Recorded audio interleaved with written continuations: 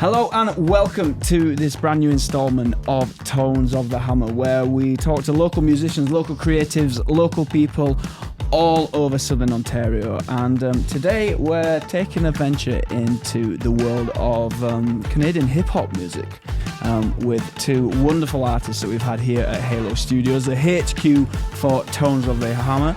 And everybody welcome Lee Reed and Danny Miles. Guys, thank you so much for joining. I should do that, Lee. I should put a massive crowd cheering, actually. I've not done that yet. Live audience. Yeah. What's up, everybody? Yeah. Maybe that's the future of the podcast, you know. Maybe I need more than once we get more than 20 viewers, we'll roll with that, okay? But guys, how's it going? Thank you so much for coming down.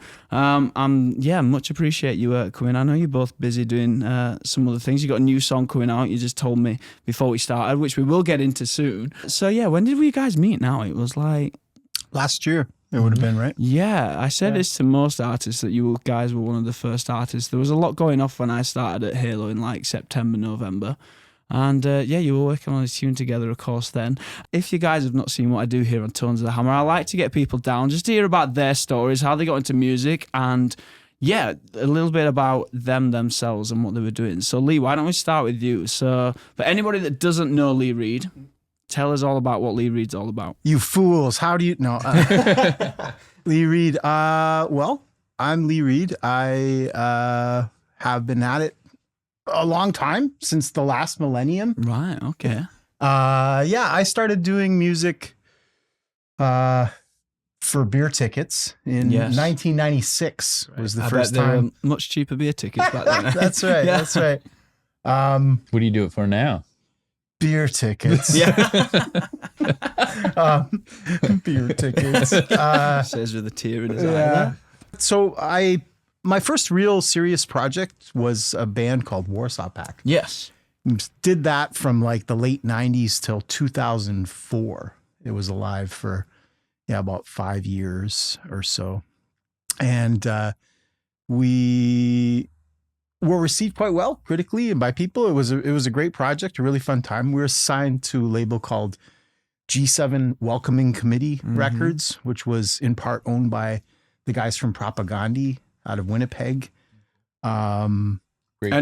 Great band. Yeah, and when I read about it, it's kind of like rap, rock, metal or something. Was it? Yeah. Throw in some funk and jazz too. Oh, there was nice. like a horn section. Yeah. There was 7 of us. So yeah, there was a DJ, 2 horns, bass, drums, myself, and a guy that played guitar and Wurlitzer. Mm-hmm. Yeah. It was great. Put Wurlitzer with rap a lot of the time, so that's pretty interesting. There you can do anything you see when you're in a studio. That's right. And that was great. That was an excellent time. We had an excellent time doing that. It was a very interesting project. It sort of defied genre categorization, and that served us really well for that time. And it was a good time for indie music. Yeah. Here locally and in Canada. Yeah, because I want to, with the last few guests that I've had on here at Tones of the Hammer, we've been talking about Hamilton's kind of hard rock scene in the late 90s, early 2000s. But yeah, Leah, so I guess if you're starting in that, is it always been like rap and rock music that's kind of influenced you in that kind of, or I was expecting maybe you're just a massive Van Morrison fan or something like that under it all, you know? Right.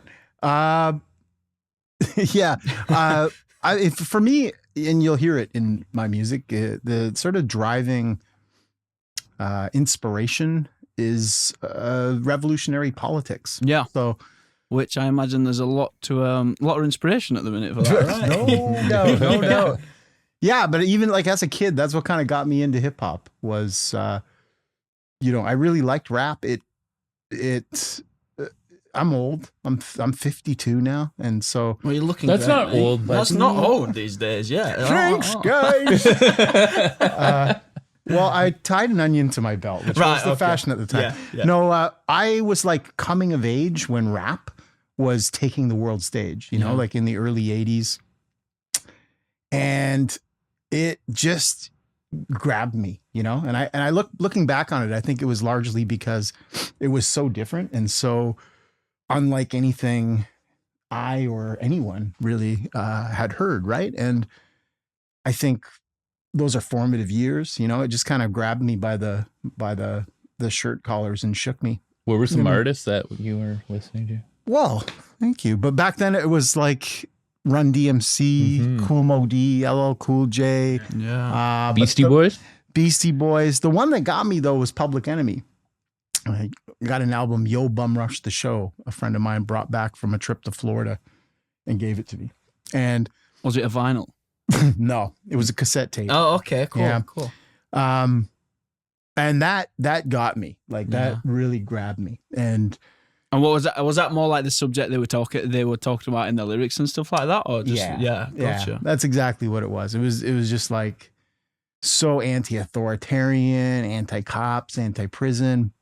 I think all hip hop back then had a streak of that through it. Of you course. know, it didn't try to be necessarily, but in telling stories and in conveying the realities of their hoods and you know where they're coming from, it had an underlying message that was against the state, against cops, against authority.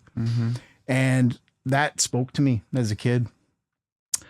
Around those years, I grew up in a small town, and So you're not a Hamiltonian originally? I am not. I moved here in 1992. Oh, okay. Well, you've and earned I your stripes then, man. I remained here, Yeah. by choice. Yeah. Yeah. And so where did you grow? I grew up in Halliburton, if you know where that No, is, up north, no. cottage country. Weird place to listen to rap as a Yeah. 13-year-old. So nobody else did, right? So there was me and like one other guy that listened to rap music where I came from. And so we sought this stuff out together. But for me, there was also the search for that message, which kind of brought me to punk and heavier music. So I've always kind of, you know, listened across genres for meaning in that regard. So big gap there between that age and when I started actually doing it. But that was what drove me to want to write. Totally, was yeah. to write about The message that of it. stuff, you know? Yeah. I was living overseas at the time that I first started performing rap music. And so this was in the mid 90s. And I was living at first in the Czech Republic, and I was with some of these guys from the States. And up until then, I just thought rap was something that I would listen to. I sort of secretly dabbled in writing it, but I never really thought I'd do anything with it. And then I met these guys. They're from Philadelphia and New York, and they were white dudes, and they were doing shows, and people loved it. And I was like, this is trash. They're my friends, but they're garbage. Like, I could do better than this. And then I kind of stewed on that for a bit. And then fast forward a couple more years, and I was living in Korea, and the same thing happened. I met these guys from the States, and they were like doing shows and putting out songs and stuff, and it was terrible. And again, they were my buddies, but they sucked. And I was like, I could do this better. So I just did. Yeah. And I crashed one of their shows one time and held the mic, and they're like, you got to do that next week. And that's how it started. And then I was Sick. just like, all right, I can do this. And I started doing it, and now I do it. Sick. Well, if anybody's not seen Lee live, I think I have some phone footage of Lee performing at Corktown, and it is the most exciting thing I have seen like a local artist do. Seriously, we saw Lee at Corktown a few months ago, and yeah, dude, you captivate an audience, you know, with everything you're doing. Seriously, so Thanks, check homie. it. Yeah, check it out, and we'll get more into Hamilton scene, hip hop scene anyway, you guys. But Danny, how about you yourself? So those that don't know, Danny's in a very famous band called July Talk, and he's going to tell us all about his music story and stuff. So yeah, Danny, where did it all start for you? Where did music start? Weirdly, it also started in hip hop. Yeah. Really. I became friends with this guy, Tim Wallace, who is Timbuktu, who I still do work with in rap, but I started playing drums like for his group Toolshed back in the day when I was like 16, 17. And then progressed into more like punk rock and stuff like that, like Buzzcocks World. I was in a band called The Job that had a bit of a buzz in Toronto. We were from London, Ontario, but we moved to Toronto, and things started to kind of like buzz a bit for that band. So I met a lot of people in the Toronto music scene, and then that band broke up, and I was asked to play in a band called Mohawk Lodge. I was hired to play drums in that band. And that's where I met Peter Drymanis from July Talk. He was hired to play keys, and Eamon McGrath was hired to play guitar and bass, I think, too. And yeah, we went on tour in Europe, and it was a crazy tour, maybe like the craziest tour of my life, because it was just fueled by drugs and Sex, alcohol, drugs, and rock and roll, just like never. It was in Europe. We never had a place to stay. We had no money, so it was kind of like, you better meet somebody, like, keeps you on and edge like for stay, sure, or man. you're sleeping in the van and like eating mustard. So it was just kind of like, we really did eat mustard. That German packs mustard's of very mustard. nutritious. We man. were like super poor. Yeah. But it was really fun and also traumatic, all at the same time. Yeah. Eamon wrote a book about it, actually. Nice. But yeah, so that tour ended. Well, we were supposed to play in Switzerland, I think it was, but we canceled that show and like drove to Heathrow. Yeah. Because we heard that it was like just backed up and like flights were getting canceled. So we got there and it was kind of like a zombie apocalypse type situation.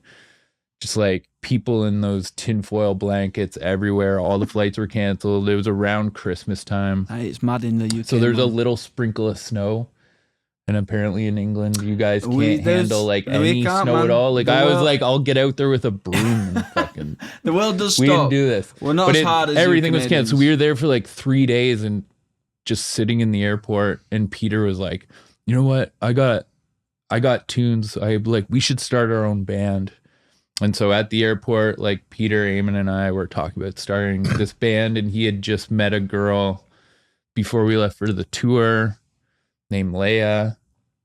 And when we got back, we started July Talk, and that was in February 2011. And then from there, it just went like pretty quickly because we were working with a guy, Alex Bonifant, who had a studio, Dream House, and he had like an agent at our 10th rehearsal. Yeah.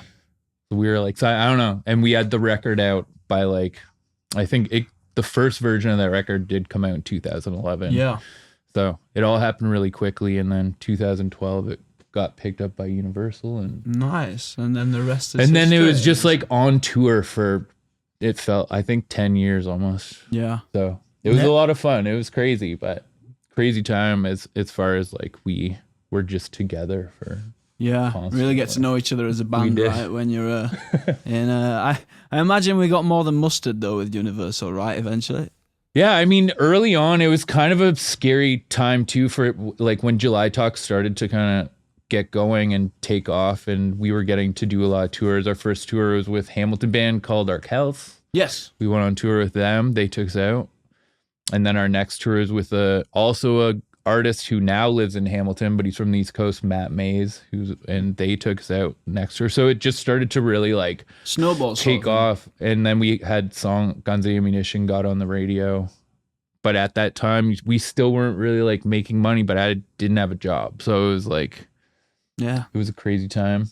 But it did like a lot. We were very lucky. We're like, and very grateful for how fast it kind of. Totally, I imagine it's a wild experience to be just even signed and having that. And I think one of the times that you were here at the studio, you mentioned like even on tour with Catfish and the Bottlemen as well. Yeah, right? That's big time. Yeah, when I was at school and stuff, they were the big thing. Well, it was kind of funny. It's interesting. So Josh, our bass player in July Talk, and I went and had sushi with so we were on tour in the US with a band, another English band, Nothing But Thieves. Yes, you know that band. Yeah, so we were on tour with them. We went and had sushi with like some of their management and like some other people, and one of the management people was like, "Oh, we were just at Capitol Records or something, and Van was there from Catfish and the Bottlemen. He loves your band." And we were like, sick.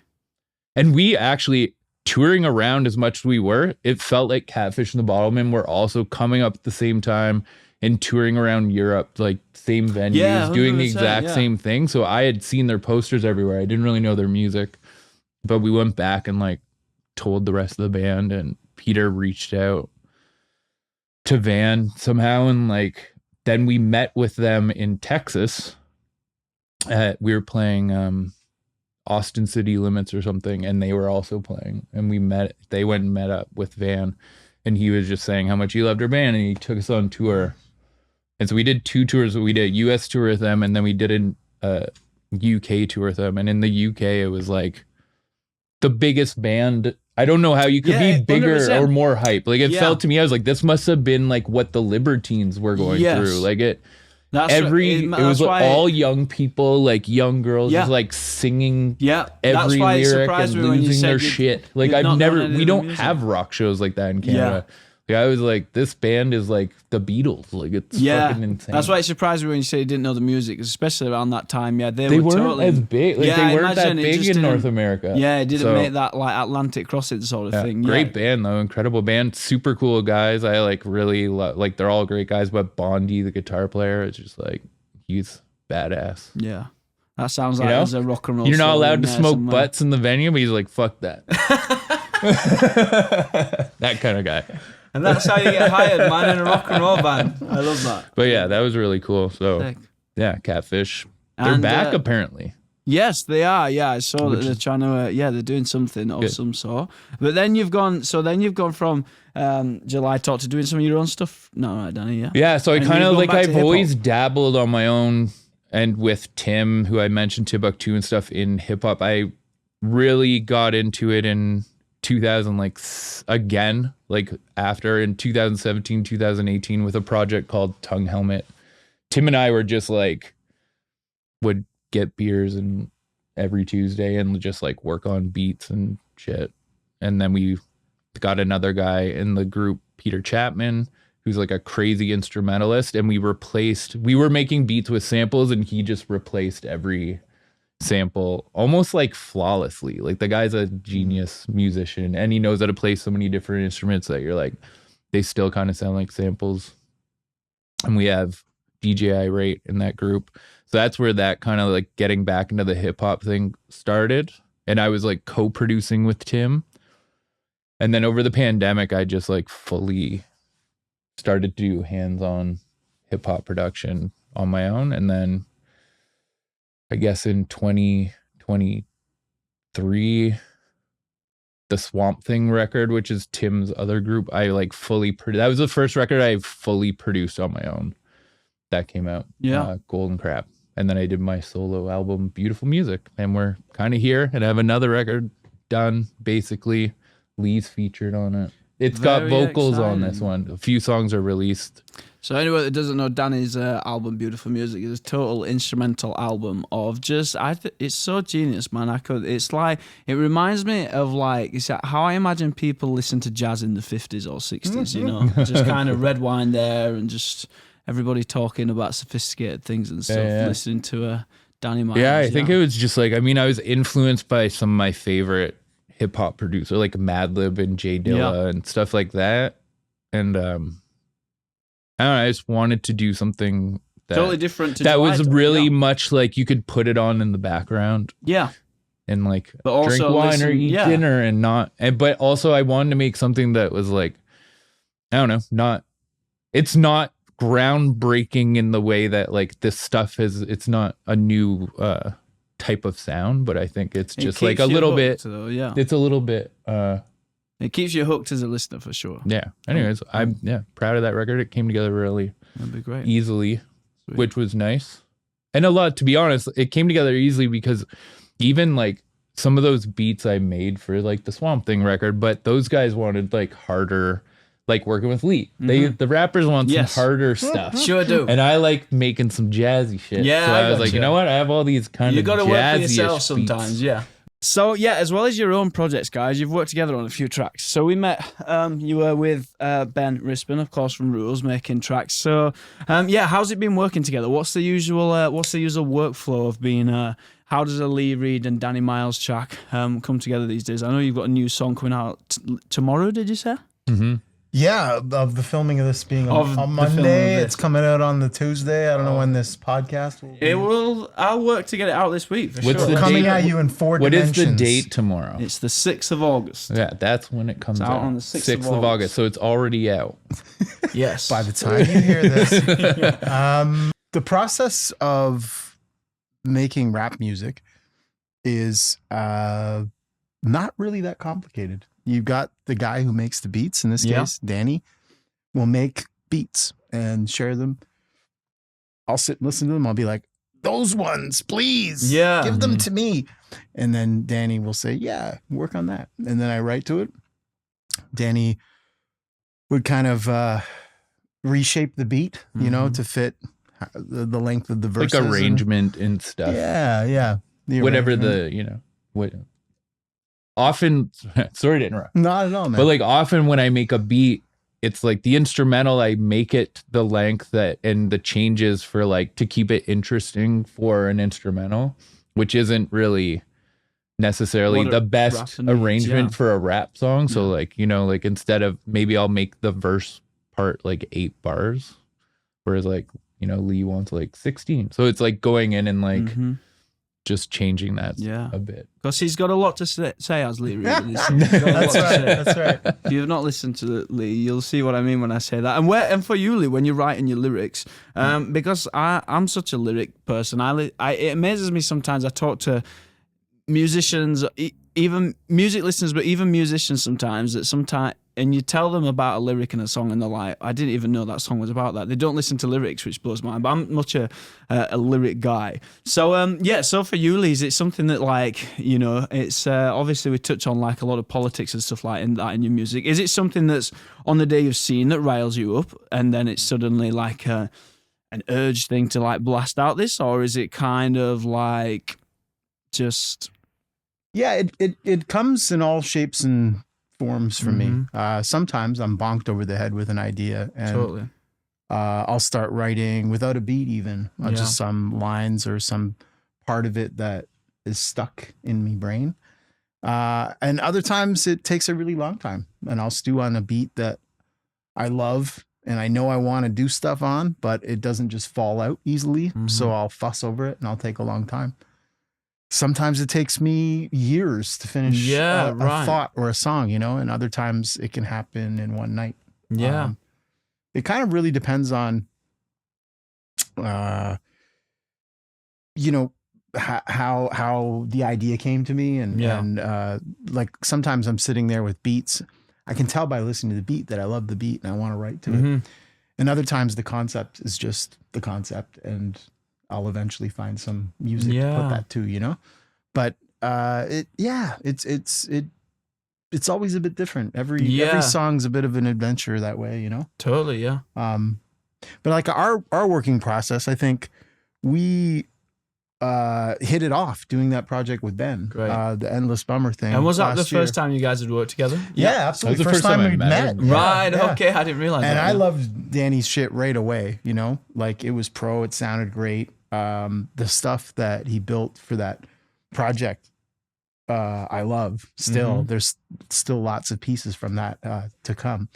And yeah, I was just like, oh, I got to do more stuff with this guy. I need Danny in my life. I need Lee in my life. Lee is just like one of the most professional rappers and artists in general that I've ever worked with. Like it's just a pleasure to work with him because like obviously the content is really meaningful and it has a message and it's just not throwaway stuff. And it also working with him in the studio, it's quick, professional. He self edits, I guess is what, you know, I think Ben says all the time, but it's like, I don't have to like directors. That line's kind of, let's change that line. You know what I mean? Right. Not that I'm a rapper, but sometimes I think from an outside point of view, you can like have a different perspective on anything. And you know, we were saying just before we started rolling, Lee, before you got here, that it's the fact of, you know, we do 2 takes and to us they sound like exactly the same, bang on, and then you're like, and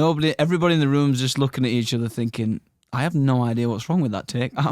Only Lee knows what's wrong with it. But he did though the other day, and I was saying this before too. We worked on another song recently, and he did 4 takes. Wow. And I was like, Lee Reed's human, man. It's crazy. Slipping. Yeah, man. Yeah. It's all right.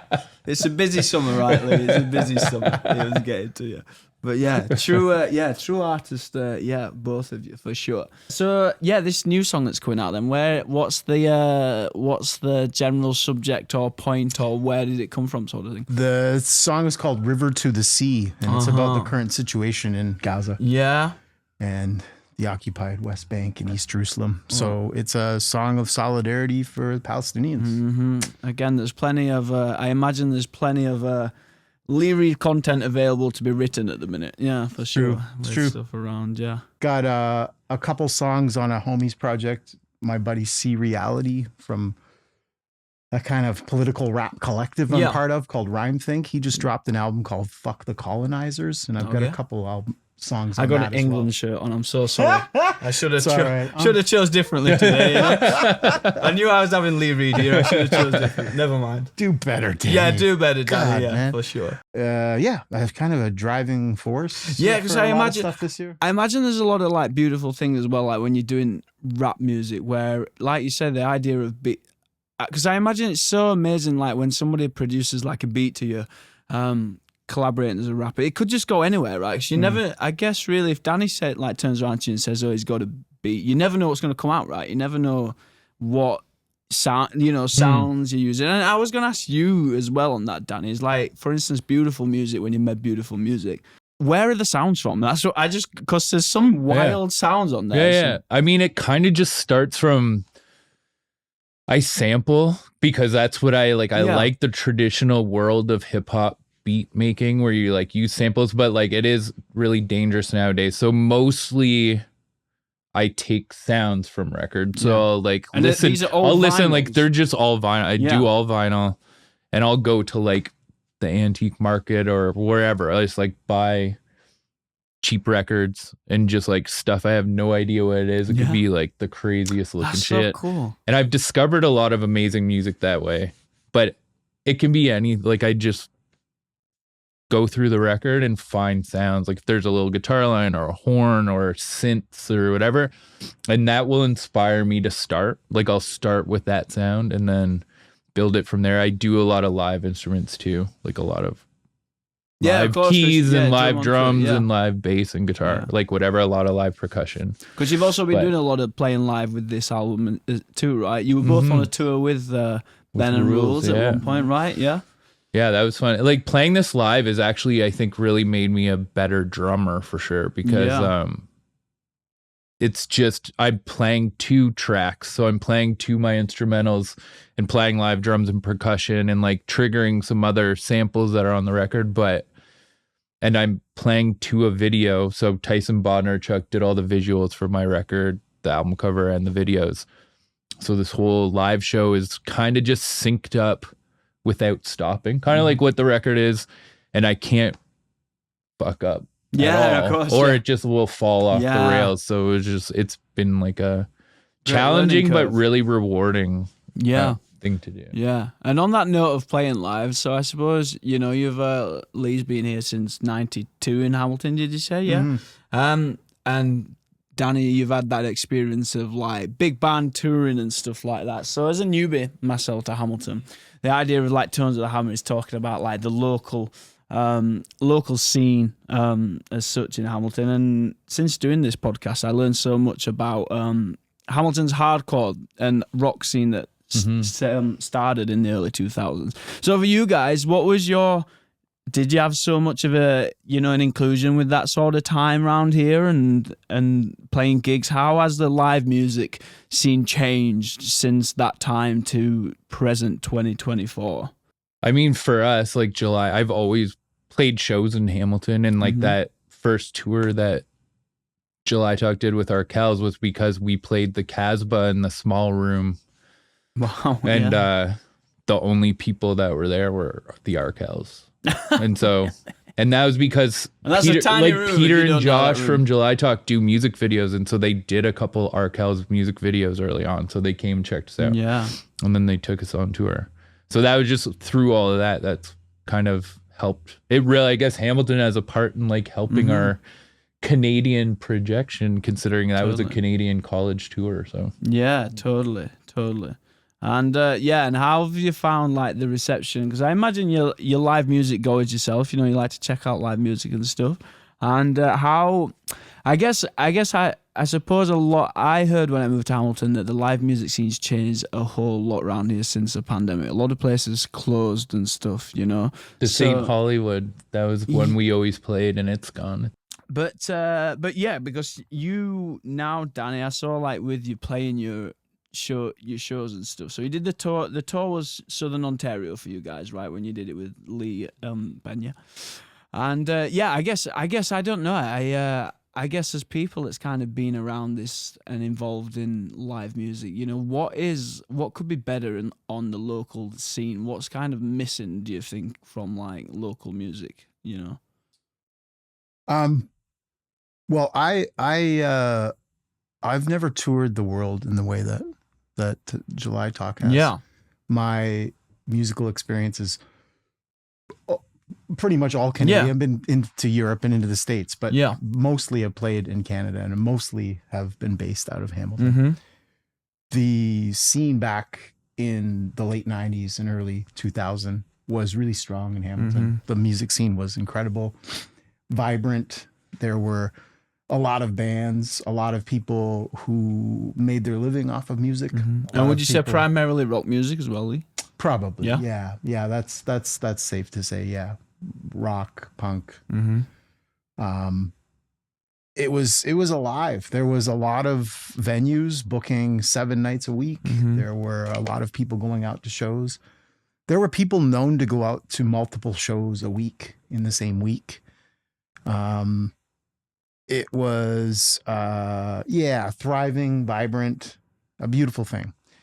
I think what's missing now is the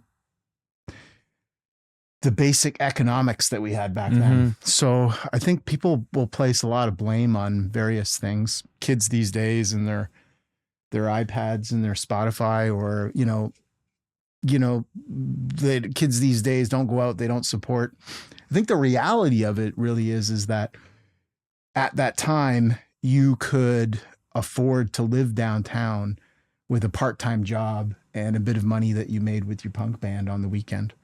And we're so far removed from that now. And the kind of ecosystem that comes with that.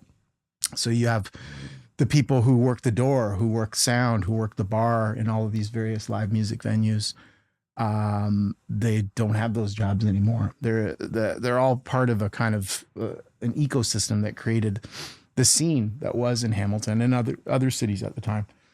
I don't think it's really possible to go back to that with the current housing market and the cost of living. Like people can't afford to go out, let alone go out regularly and just support and see bands, Well, also every show, if you're going to a big show, they're like $250 tickets and beers are $15. Right. So like you can only go to you can go see Taylor Swift, but you can't go see Lee Reed because you spent all your fucking money on Taylor Swift. That's my so I think problem. That is Damn it. I think that's Taylor, what he's move saying over is a bit for Lee Reed, man. Right? It is a huge problem. And so even, and I find I didn't see it as much because like the July Talks, like we were using agents and everything, but like now doing my solo stuff and I'm like, go play a bar and they're like, so you'll have to pay this much for the venue. And I'm like, what? Yeah. Was it always that expensive? Like No. this fuck crazy. No. So it's just like, you're just constantly, even as a musician, you're like trying to fucking get by like in any way you can. And hopefully you sell merch. Like, because and it's enough to make anybody give up. I think these days a lot with music. We were just talking about it before, Danny, with the idea of streaming is such a like dead. Even we mentioned cassettes a minute ago. Kindly, it's so impossible for now somebody to even. To me, people listening to your song, which should be the primary idea of being a musician, seems to be the bottom of the list for any kind of like stability as an artist anymore, right? I just did a song with Socrates, who's like a hip hop legend in not even just Canada, but in North America, or at least like the world probably. But like I had a hour-long phone conversation with him. And he was kind of just like, well, now Spotify, like your music is not the main thing anymore. Like the actual the song. That's like a flyer for your show. Yeah. Yes. Like that's that a is like great an way to put it. advertisement to try to get people out to your show or something. Like it's just, and it is true. It's like, you know, the 0.001 cent you're making is just, it's really just It's a flyer. deflating. You're just Yeah. like, really? I put all of that, because you do put a lot of work and passion into music.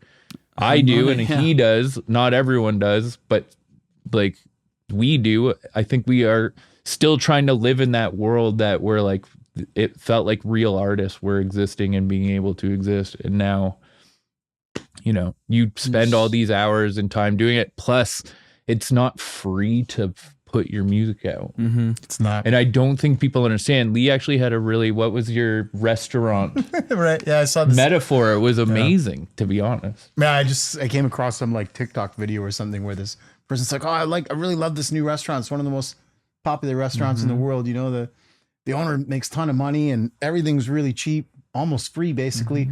It's like, but the chefs all have to bring their own ingredients and use their own pots and pans, and they Yeah. get paid nano pennies, Yeah. you know, on every meal. And this restaurant's called Spotify. Yes. The way you consume music's garbage. Yeah. Yeah. Because it That's seems that, to you be know? just like you always whenever I hear something with Spotify coming up in the news, I think just like every musician is kind of just hoping that surely somebody has made the guys at Spotify get in line and pay musicians properly, right? They're coming under I think weight. it's getting worse. You know, exactly. don't but think it it's does, getting exactly. better, It just like- gets worse, right? Yeah, It it's does.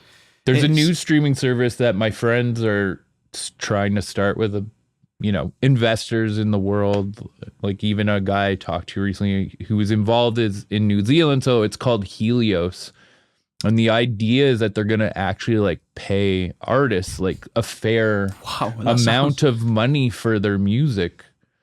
The way that you I said like that, Dan, it really sounds hope yeah, it exactly, works. yeah. I really hope it works, but like the problem is it's like anything in this world where craft beer, if you make a really good product, gets capitalized on. yeah. Some.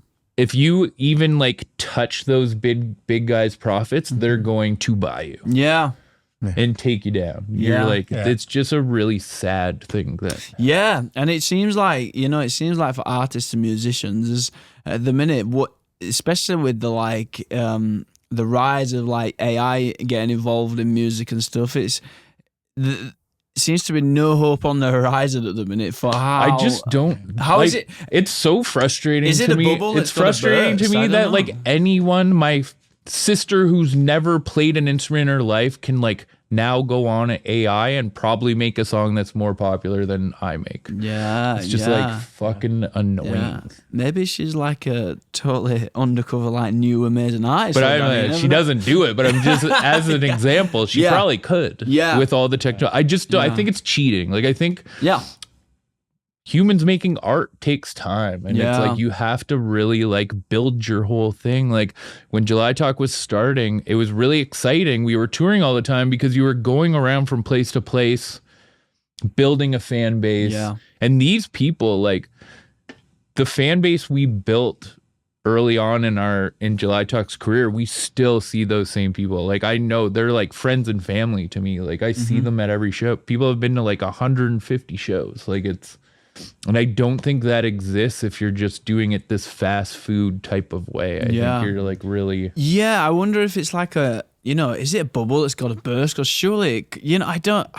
Do people care enough? That's the thing. Depressing to me is that I don't think people actually care that Care much. Like I enough, don't. yeah. I think that's really like passively people are destroying. And I know people are gonna be like, "This is some old asshole complaining and he made a living," but it's like it's honestly just like I just don't think people appreciate the value of art and the amount Yeah. of work it takes to like. But that's make the thing, art. yeah. That I guess it is the value to it because it's like exactly like you said. The value of it has been totally dismissed now. Before when you had to go out and buy a record and you paid so much for your record, that was like. And I think it's so good that everybody has access to music, and it seemed like a really amazing, welcoming, give opportunities to everybody to have access to music. you're now, but has saying- it ruined it? What you're saying about buying physical, I remember and I saw actually Chris Cornell interview at one point about this, but like I'll use my own example. Like when I was a kid and I would go to a record store and buy an album with my own money that I made doing my part-time job or cutting grass, whatever it was, I earned that money and I bought that album. You would go home and you would listen to it, and maybe if you didn't like it the first time you listened to it, you'd be bummed out, but you're like, I have to like this. Like I have to like try again. I want it because I spent my money on it. And that's how like some of my favorite albums of all time that I still listen to are. And I don't think also the way people make music, it's not conducive to that anymore. You need to make sure that you make something that people will listen to within 5 seconds or they'll switch it. And I think that's hurting the way music, I don't know, in my opinion, a lot of stuff, there's a lot more diversity potentially in music being made in a lot of different parts of the world that we're being exposed to.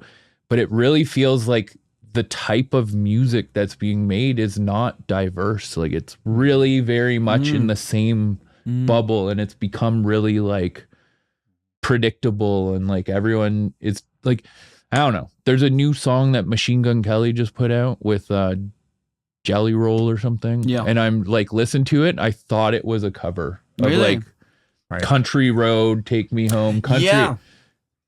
And this song's called Lonesome Road. And I was like looking in the comments, I was like, this isn't a cover? Yeah. And now it's like the #1 song in the world, but it just kind of is like showing me like, I don't know. They're just remaking. Like there's not, it seems formulaic. Like you're not getting, I don't think we'll ever get another, you know, I always talk about Nirvana, but I don't think we'll get another Smells Like Teen Spirit. Yeah. I don't think we'll get that where it just blows everything open because it's like they're not developing artists anymore. They're not giving them a chance to be different. It's so short-term sort of plans for artists, right? That come and go on TikTok or something like there's that. There's so much amazing music out there. I'm not saying there's not. It's just, it's stuff. It's like I have found some of my favorite music of all time recently, but it's stuff you gotta dig for, and they're not getting the exposure that these big artists that the labels know for sure they're gonna make money off of are getting the exposure, right? It's like, I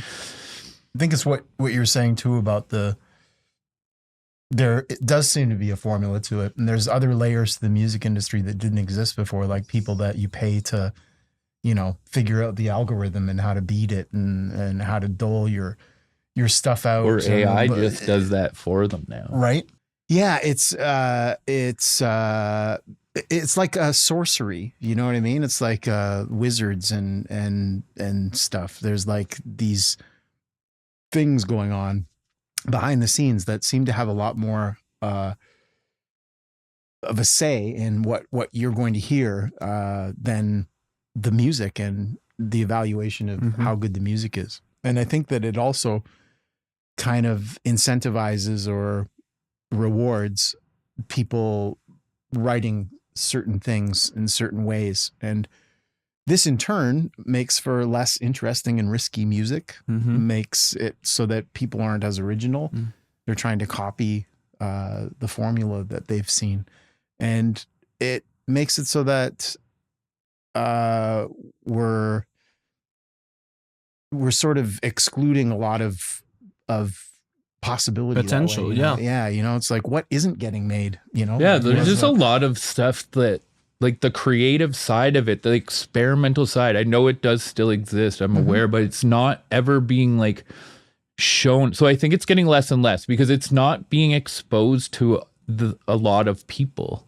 They're not seeing it unless you dig. You're not really hearing music that's any different. So I think there's just like, because people are influenced by the music they hear, it's just becoming more narrow and more narrow. And like there's not stuff that, and I think because computers are so involved in music, that like human mistakes, stuff that was in music, like that was very popular, Rolling Stones, Beatles, stuff that like you hear a tempo change that a drummer does, or you hear like a bum note that adds character, in my opinion, to a song and makes it really like memorable. None of that exists, because if you put music out like that now, people just, they're like, whoa. Yeah. Like you might be like one of the best bands in the world at playing live, and you a live off the floor album, and there's a few little mistakes, and people will just be like, whoa, did you hear that? Because it didn't get fixed. Yeah. Or a computer, they didn't auto-tune it or something. Yeah. And I think that whole thing, I personally miss that. I miss when I'm making music, I want it to kind of be as raw as possible. Yeah. I don't want to like hide a bunch of stuff. I think I love the flaws. I mean, this is all my opinion. Totally. I've had this conversation with a lot of people personally, and I usually end up coming out of it feeling a little like dirty and wrong and bummed out about having an opinion. It's my opinion. Yeah, for everyone to know this is my yeah. opinion of music. I think we're going, you know, in a direction that's like too. The other thing is kind of in this world is like when I was young and when Lee was young, because he was talking about listening to Public Enemy and all these like bands, and I was listening to like fucking Pantera and Cannibal Corpse, or you know what I mean, Nirvana. These bands were like dangerous and like they had a message that scared your parents and all this stuff. And I'm a little bit blown away by like what young people listen to now, because I'm just like, my grandma would she would love this. She would think this is so nice. And I'm just like, where's the edge too? Like, what's going on? Well, back to what we were saying, I guess, Lee, you know, about lyric writing and the current state of the world and things. You know, I'm not so much a hip hop expert myself. You know, I've always ventured more into country and kind of 60s like Bob Dylan stuff and things like that.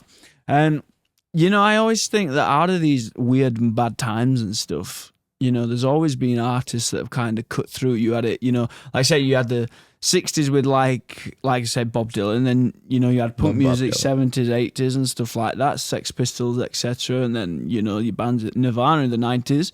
So I don't know. Do you think it's like time for like another cutting edge, or are the powers? It's been time, but I don't think it's coming. Are the powers that be so restrictive? It's too now? controlled now. I don't think the last time you had that in England, you had the Libertines and we had the Strokes. Yeah. Like, I feel like that was kind of the last time that we had a rock revolution where it like really changed the state of music and like the attitude of music. Because like I stopped listening to rock when it got really into like the like Limp Bizkit and all that stuff. I really went into, I was already listening to hip hop, but I fully dove into hip hop and underground hip hop, and like, because I just didn't really like the message and like what was going on in the rock scene. And then in the early 2000s, all of a sudden you got that rock revolution back with like the Strokes and the Hives and White Stripes. And I jumped back in. I was like, oh, I love this shit again. Yeah. I wish something like that would happen. And there is bands that could potentially do that. It's just, I don't think the industry will let them allow them, because they're too dangerous. They're going to fuck their system up. They're going to fuck it up. Yeah. So it sounds like, Lee Reed, we need you to do it and step up, mate. It would be awesome. That's it, right? Yeah. The world needs it now. No, I would like to think so. I think that making expressly revolutionary stuff has always been a difficult proposition. It's not once in a while some sort of mainstream or a larger size band will tap into that energy. Public Enemy, Rage Against the Machine. Mm-hmm. You could say Run the Jewels to a degree. Yeah. Run the Jewels is a good one. They do. You know, but it doesn't happen often. And I think that as much as it's needed right now, it is happening. Mm-hmm. You know, hip hop does sound revolutionary in other places in the world right now, but here in the English speaking world, sadly, it's not going to come from a guy like me. You know, we need some 17-year-old kid 100%. of color from somewhere in North America to kind of give it a real spin, you know? I like what I do, and I will continue to make the type of rap that I make. Yeah. But I've got no illusions about Totally, about its marketability or how far it's going to travel. I don't know, you Lee. I think we've got a hit in there, mate. I've heard you rap. I've seen you rap. We've got a hit in there. Which, if you've not listened to Lee, by the way, there'll be a little banner somewhere up here that you can check out Lee and Danny's music. So be sure to listen. So that's what Tones of the Hammer's all about, of course. And I guess kind of on that note of how sad the industry is, we've got to pick it up because you have got some upcoming projects and stuff. So we might as well just go against the grain of what we've been talking about and talk about. We still love making music. We love you can't stop, and you can't it's stop, in and you can't stop releasing. That's the thing, guys. Yeah. You know, you got to keep going because you guys are such talent, and the world needs to hear your music for sure. So we've got this song coming out tomorrow. Danny, you've got a new album coming out, or you've been working on a new album that's nearly finished up, right? I think it's supposed to be out as long as I get it. I'm in the final stages of mixing, and then that's I got the hardest bit, pushing it across November. The line. Is what I've heard. We're shooting for so November. It should be out. So so tell us about the upcoming album then. It's still beautiful music that was just out. That was instrumentals, right? But we're treated to some lovely vocals. This is like a offspring of beautiful music. Yeah. I've now we're done going some on a similar stuff, like theme? some of the beats are from that album, but I've kind of like beefed them up or reworked them. Some are just like were written to the beat from beautiful music, but I remixed it because I was just bored of it or something. But Lee's on it. It's incredible. I mean, the songs that are out are the Shad song, That's All That's It, is going to be on it. So Aquaculture, Kevin Drew from Broken Social Scene. Those three are out. And then Eamon McGrath. There's some other ones that are out. But yeah, I'm excited. Like, got Lee, Swamp Thing, Mocha Only. Mm-hmm. And so the theme is just anything between all these collaborations. Basically, it's just a total. Basically, it's the whole album because it is a feature album. Yes. So like the content on it is all different. It's really interesting because everyone's writing their own style. Yeah, it's not like an album that's going to be. It's all produced by me, so that's the cohesiveness. But it's all featuring all these different voices and opinions, and so. There's lots of really cool. I think everyone also, I got lucky because everyone just killed it. Like, I think it's a really strong album. Of course, man. There's so much talent around us, and that's kind of why I wanted to make this podcast podcast interview show, because there's just so much talent around, right? And it just blows my mind since moving to Hamilton, just the amount of the raw talent that is kind of out there and stuff, guys. It's and you're part of that. So. I feel like us talk about the music industry was so sad, and I just don't want you to lose hope because you both. I apologize amazing. to everyone who watched this. There is no apologies here, so mate. depressing. There is no apologies here, I hate feeling this way. I don't want to feel this way, and I don't think I'm necessarily right. I know that. No, you are right, man. You're totally right, dude. No, you are right. It's it's a strange time for musicians all around for sure. But yeah, we need you guys on the scene, and I know. I think Lee, you mentioned you got some shows coming up too. I do, yeah. I got a couple shows this week. I mentioned that record my homie C Reality's releasing, Fuck the Colonizers. It comes out. It's already out. He's doing a release party this Friday in Toronto.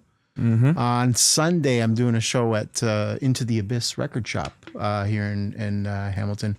We're doing a fundraiser for eSIMs for Gaza. Mm-hmm.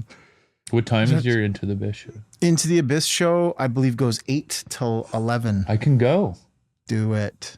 I'll be there. There you go. Danny will be there. There you go. So there'll be at least one. I DJ during the day at Bernie's Tavern on Sunday. Yes, actually. And then you can go see Lee. They don't overlap. Hamilton It's AF. a good warm up for Lee's show.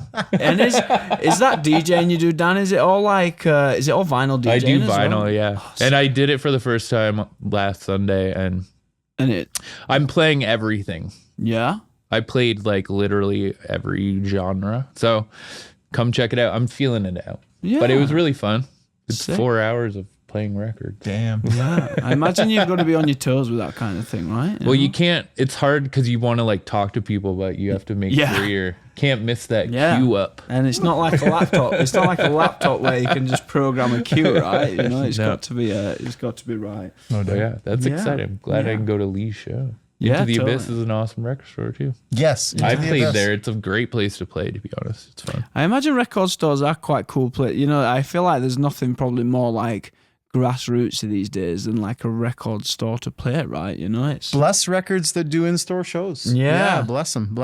And that one it actually sounds really good in there. I was shocked when I play, or like I did record store day there, part of their record store day festival, and watching a bunch of bands, like heavy metal bands, like whatever, and they all sounded great. Like just a good sounding room. It must be all the vinyl and plastic just It absorbing must be. It's absorbing sound. all the sounds. Yeah. Yeah, totally. But I highly recommend anybody going to see either of these guys live. Especially, you know, I've not seen Danny play live. I've seen videos and I've seen your talents here in the studio. So I 100% recommend it. And Lee is just a powerhouse. And I feel like no matter your thoughts on anything that Lee sings about, you just get hooked. I just remember being sat there, Lee, at Corktown, and my eyes were just like a kid's in a candy store. Seriously, I was like, just the power. And what is the mystical? I'm pretty sure he's like a double agent because he sits here as this nice, chilled, super cool dude. I recommend And he gets anyone on stage and he's like, you know, anyone who's a landlord will really like Lee's music. yes. If you're a landlord out there, Yes. come to Lee's next show because you're Totally. gonna love it. Totally, but man, Lee, 100% though. You know, I'm a big believer as you know, everybody's got the spokesperson for every kind of thing, and if there's anything to write about at the minute, it's rent prices in Ontario for sure. Hey, You know? I've got an EP in the bag. It won't be released for a while, but Okay. it's an EP completely about housing, actually. Housing, yeah. Yeah, I put out an EP in 2018 called Steel City. Yeah. like stolen, Steel Yeah. City. The Steel City EP. I never saw it like that. Being in Hamilton, that's why you've got the deeper thoughts of. It's been going on 2018. Man. I wrote an Yeah. album about housing, and Yeah. all the proceeds went to a rent strike that was Right. going on in the East End. Right. Got a Polaris nomination for that EP. Actually, Congratulations. Congrats. I didn't know Congratulations. that. one of a handful of That's huge. Yeah. rap artists with the Polaris nom Yeah. that makes the kind of stuff that I do. And yeah, so I got this coming out. The EP is called "On How the Spectacular Defenestration of One Landlord Changed the Course of the Canadian Housing Crisis." Okay. Interesting. So it's encouraging people to throw landlords out of windows. And Great. I hope that it starts a conversation. Just kidding. I hope it causes people to throw their landlords out the window. And then I also have a full length that I'm going to be dropping in 2025 called Pitchforks and Torches. And that's on the same label that I did my last record on, Strange Famous in the States. Well, I'm a big believer, Lee, that we should, if more people listen just in general to each other's thoughts, man, we might all be getting on a lot better than we do at the minute, you know? So I'm very excited to hear it no matter what. And and Danny, your new album too. So gents, thank you so much for coming down. I much appreciate your time. I know you're both busy gentlemen with one thing or the other. And you're always welcome on Tones of the Hammer. So if guys, if you've not checked out already, where can we check you out on socials, guys? What's the social media and all that sort of stuff? My handle on most things is Freely Read. All E's. All E's. E-E-E-E-D, yeah. And Danny? Mine is Danny P.T. Miles. Yeah. PT At is- Danny P.T. yeah. Miles. PT Or is the- Danny Miles. Yeah, PT Different bit. is the very important part of that, of course, in the middle. I couldn't get the Danny. Ah, damn it. Put my you see? middle initials in there. Yeah. And every time that happens, you always click on it and you're like, this person has not posted in like 10 years or something like that. And you think, what are they doing with it, But anyway, that's the way of the world, as we figured in this podcast. But guys, thank you so much for watching this latest episode of Tones of the Hammer. If you've not subscribed already, be sure to subscribe. Check out Lee and Danny's music. They're both fabulous artists here in Hamilton, Ontario. And we will see you on the next episode. Thank you so much.